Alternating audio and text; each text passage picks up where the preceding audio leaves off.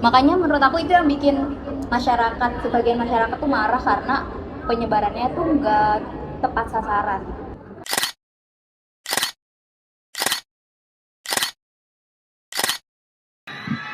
Tanya anak-anak, MBG perlu atau tidak?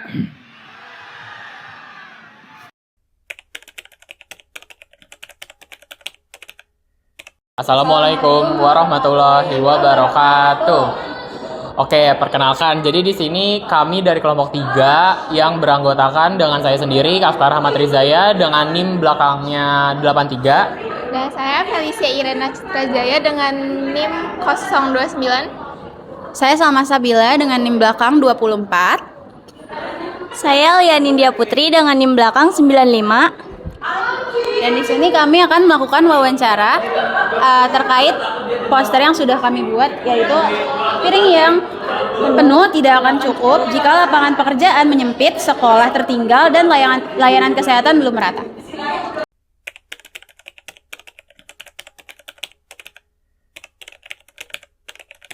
Kakak, apa nih pendapat kakak mengenai program makanan bergizi gratis atau MBG? Menurut saya, MBG itu sebetulnya memiliki sisi negatif dan positifnya.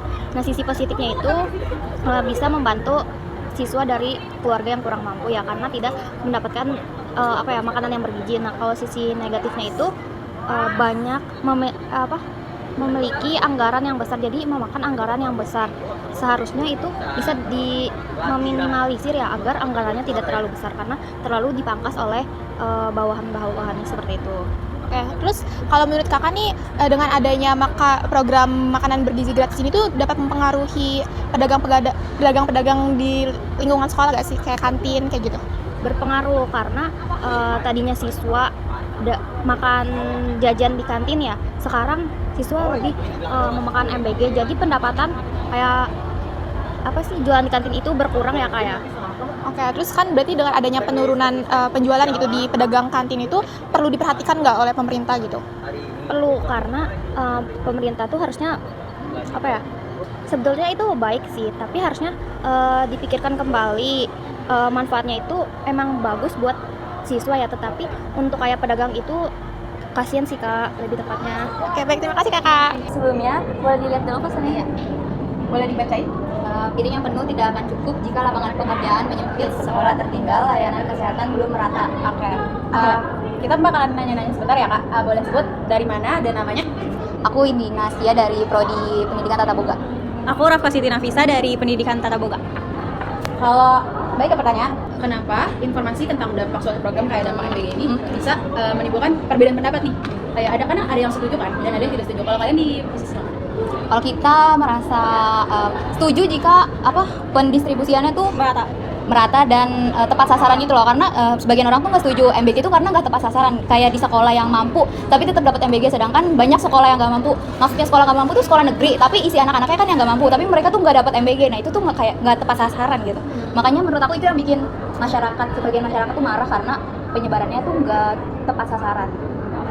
Kalau selanjutnya ya, ketika melihat berita tentang dampak MBG di media sosial nih, apa yang sebaiknya dilakukan sebelum ikut komen atau nyebarin informasi tersebut? Kayak kalau kalian? Pasti nyari tahu kebenarannya ya pasti. Ya, Pertama pasti nyari tahu kebenarannya. Terus nggak cuma dari satu sumber doang, harus dari sumber-sumber yang lainnya juga kayak gitu. Kalau menyampaikan kritik, apakah menurut kalian itu berarti menolak program ini? ya menurut aku sih nggak semua kritik itu kan kayak menjatuhkan ya, ada juga kritik yang membangun, bisa dilihat dari berbagai sudut pandang sih, jangan dilihat dari satu sisi aja. Kayak kritiknya itu tuh isinya tuh apa sih, apa isinya cuma menjelekan atau ada yang membangun. Kan kalau kritik yang membangun bisa aja itu kayak suatu saran gitu, bukan suatu kritik, walaupun dikemasnya mungkin terlihat seperti kritik ya. Pemilihan bahasanya kadang tuh ada yang sedikit ya gitu lah. Tapi ya di antara mungkin kerabat atau kenalan kalian, ada nggak sih yang kena dampak dari MBG ini, kayak terutama di sektor lapangan pekerjaan gitu? Kalau aku sih enggak. Kalau aku ada.